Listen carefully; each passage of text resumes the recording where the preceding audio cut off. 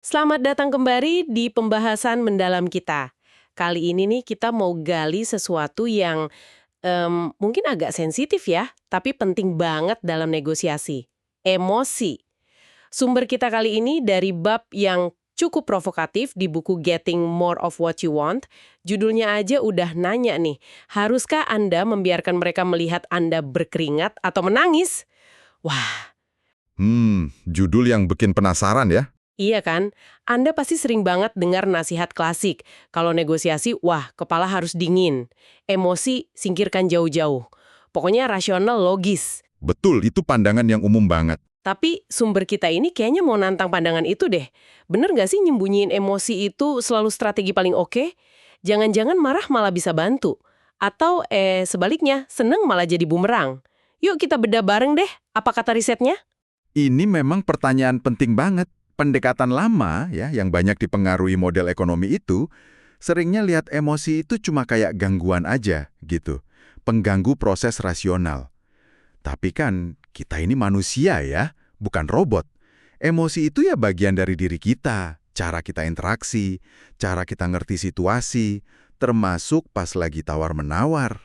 Jadi kalau diabaikan gitu aja sayang ya, kayak buang informasi dong. Nah, itu dia. Bisa kehilangan info penting. Tapi ya, tentu, di sisi lain, emosi yang nggak kekontrol, yang meledak-ledak, itu juga bisa bahaya, bisa merusak banget. Ngomongin merusak, di sumber kita ada contoh yang lumayan ekstrim ya, soal ayahnya Thomas itu loh, yang marah gara-gara tawaran rendah buat sepatu buat musim dinginnya. Ah iya, ingat. Padahal sepatunya itu udah nggak dia perluin lagi kan? Mau pindah ke tempat panas dia. Betul, tapi saking marahnya, malah dipotong sepatunya jadi dua, di depan calon pembelinya lagi. Nah, itu dia contoh sempurna gimana emosi yang nggak terkendali bisa destruktif. Nilai yang mungkin masih ada, jadi hancur total gara-gara marah sesaat. Tapi perlu dicatat ya, itu emosi yang tak terkendali. Oke, jadi bukan emosinya yang salah, tapi cara ngelolanya ya. Tepat. Emosi itu sendiri, kalau kita sadar dan bisa baca, itu bisa jadi sinyal loh. Misalnya Anda merasa nggak nyaman pas dapat tawaran. Nah, itu kan informasi. Atau Anda semangat banget sama satu pilihan. Itu juga informasi. Penting.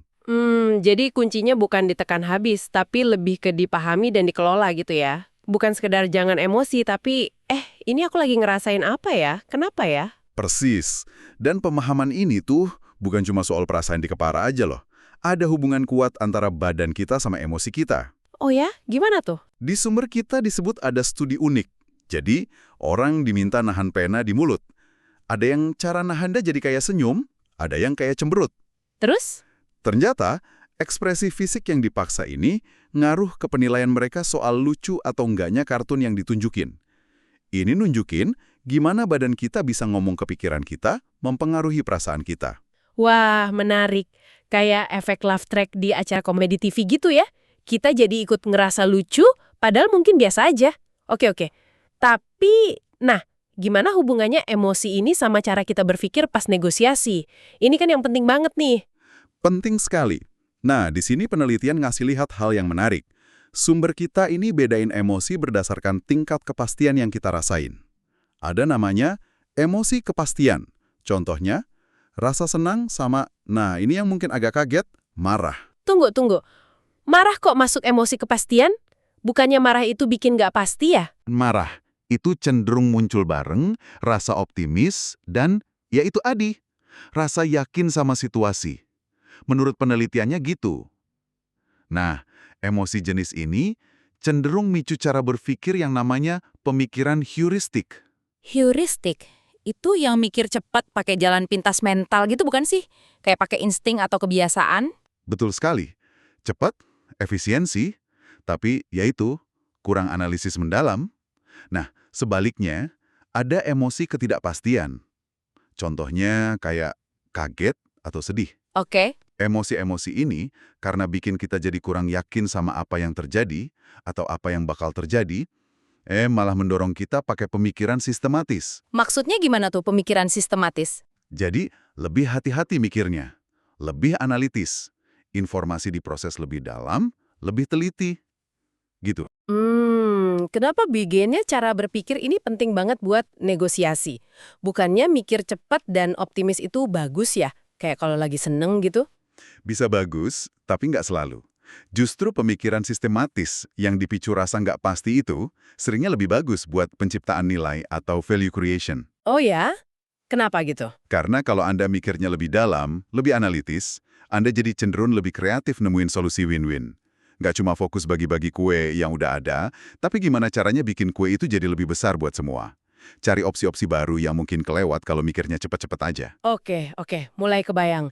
Tapi nih, ada satu temuan di sumber ini yang benar-benar bikin saya, gimana ya, agak bingung.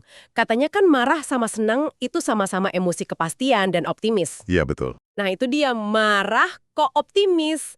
Terus kalau gitu, mana yang lebih bagus pas negosiasi? Kita harus coba jadi seneng atau malah harus marah? Ini agak aneh nggak sih?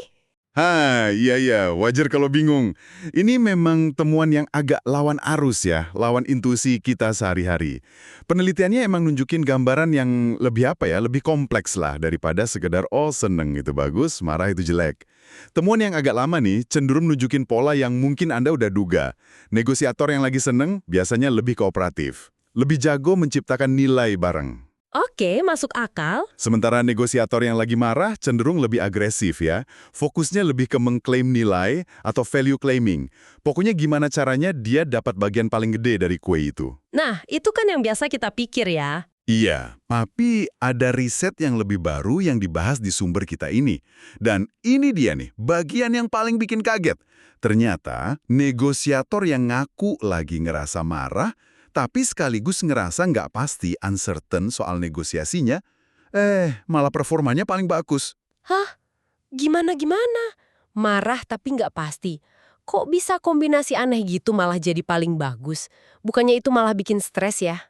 Kedengerannya emang aneh, tapi penjelasannya sebenarnya logis loh kalau kita ingat efek internal tadi. Rasa marah itu ngasih dorongan energi, ketegasan, optimisme buat perjuangin posisi Anda. Ini bantu buat value claiming kan? Iya. Nah, di sisi lain, rasa nggak pasti yang barengan itu justru micu pemikiran sistematis tadi. Analisis mendalam yang perlu buat nemuin solusi kreatif buat gedein kue, buat value creation. Jadi marahnya ngasih bensin buat nuntut, tapi rasa nggak pastinya bikin mikir jernih buat cari solusi bareng. Gitu. Kurang lebih gitu. Jadi Anda punya tenaga buat nge-push. Tapi juga punya kepala dingin buat cari jalan keluar yang kreatif. Wow, berarti marah yang murni, yang penuh keyakinan diri itu malah kurang efektif dibanding marah yang ada ragu-ragunya. Persis. Di studi yang disebut di sumber kita, performa negosiator marah nggak pasti itu ngalahin yang netral. Dan yang netral, ngalahin yang marah pasti. Jadi ini bukan cuma soal marah atau enggak, tapi konteks kepastian atau ketidakpastian yang nyertain emosi itu penting banget buat cara kita mikir dan hasil negosiasi kita. Wah, ini bener-bener ngubah cara pandang soal marah, terutama di kerjaan ya. Oke, itu tadi efek merasakan emosi di dalam diri kita. Sekarang kita geser dikit yuk. Gimana kalau soal menunjukkan emosi? Atau bahkan pura-pura nunjukin emosi? Misalnya pura-pura marah atau pura-pura senang, itu bisa jadi taktik jitu nggak buat ngadepin lawan bicara? Nah, ini bedanya penting banget dan sering kelewat nih. Merasakan emosi itu ngaruh ke cara mikir Anda sendiri kan? Efek internal. Kalau mengekspresikan emosi, nggak peduli Anda beneran ngerasain atau enggak. Tujuannya itu buat ngaruhin persepsi dan reaksi lawan bicara Anda. Efek eksternal. Jadi bisa aja kita tenang, tapi sengaja pasang muka marah gitu ya?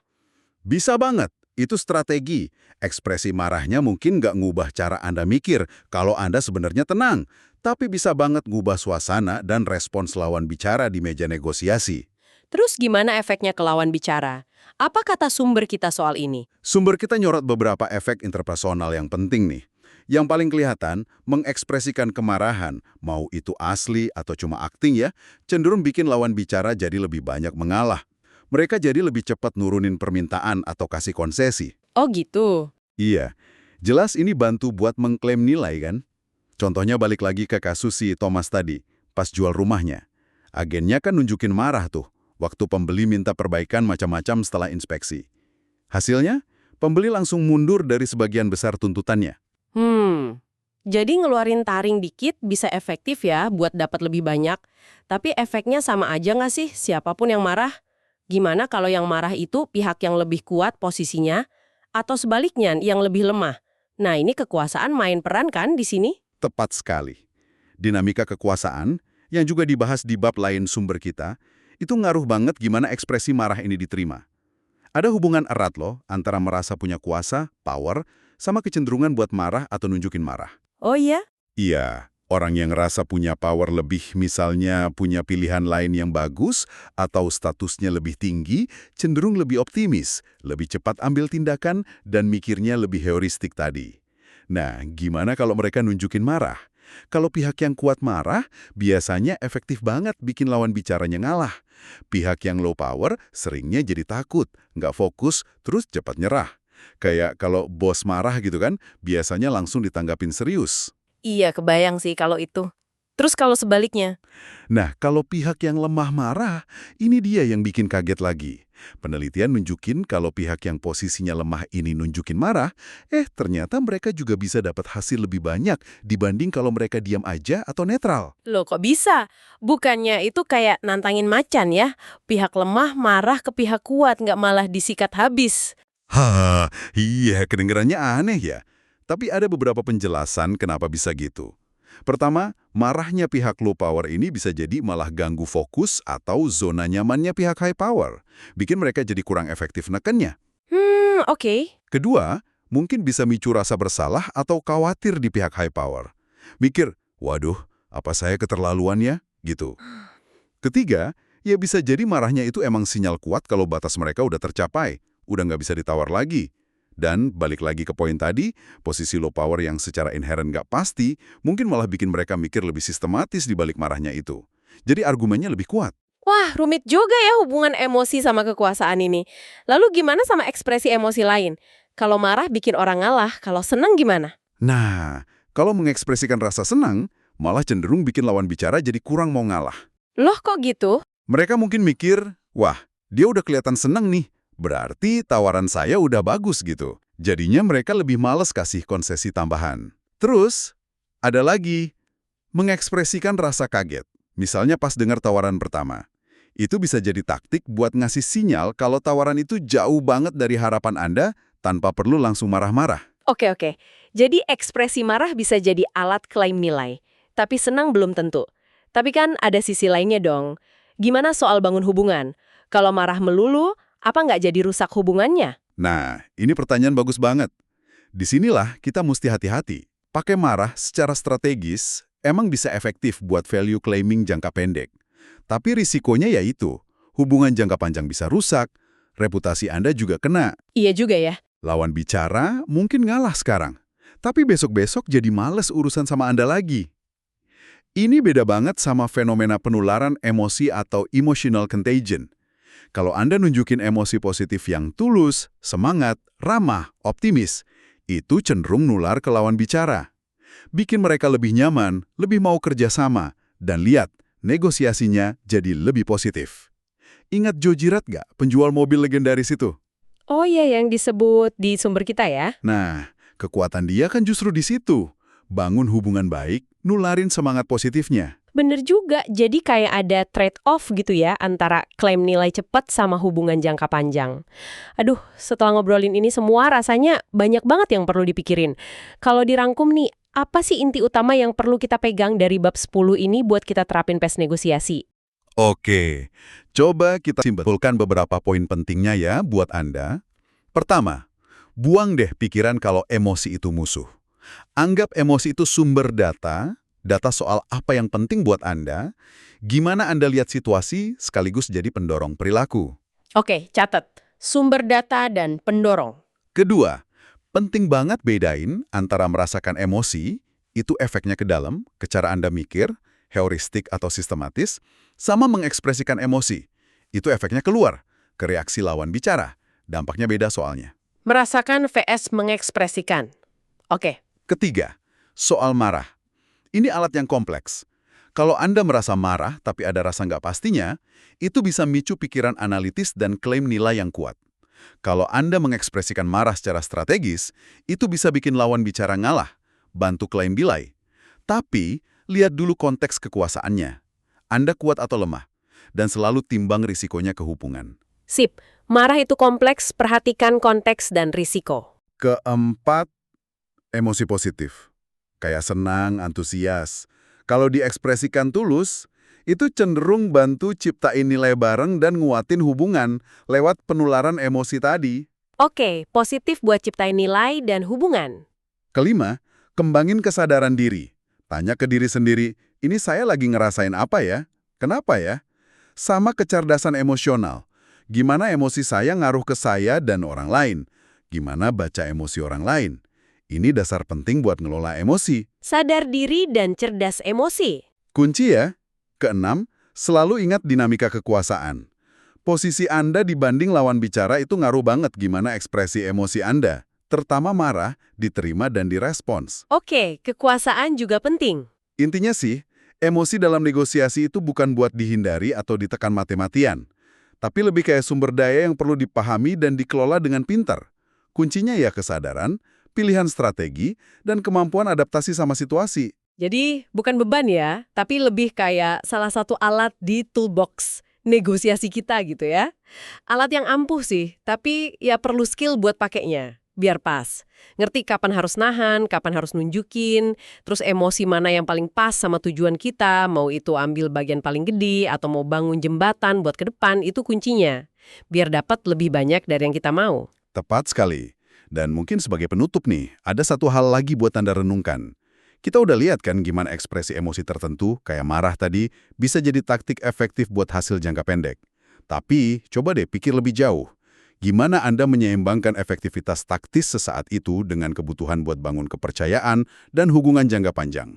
Apalagi kalau Anda tahu nih, ke depan bakal ketemu lagi, kerja bareng lagi, atau bahkan ya hidup berdampingan lah sama orang ini. Iya juga ya. Seberapa jauh Anda mau mainin emosi demi untung sesaat, kalau risikonya itu reputasi Anda sebagai negosiator yang jujur dan bisa dipercaya? Nah, ini pertanyaan strategis yang lebih dalam lagi nih, yang nyambungin kecerdasan emosi sama etika dan visi jangka panjang Anda dalam negosiasi. Pertanyaan yang dalam banget buat direnungkan. Oke deh, terima kasih banyak sudah menyimak pembahasan mendalam kita kali ini. Semoga obrolan kita soal bab 10 Getting More of What You Want ini ngasih perspektif baru buat Anda semua dalam menghadapi lika-liku emosi di negosiasi Anda selanjutnya ya. Sampai jumpa di pembahasan berikutnya.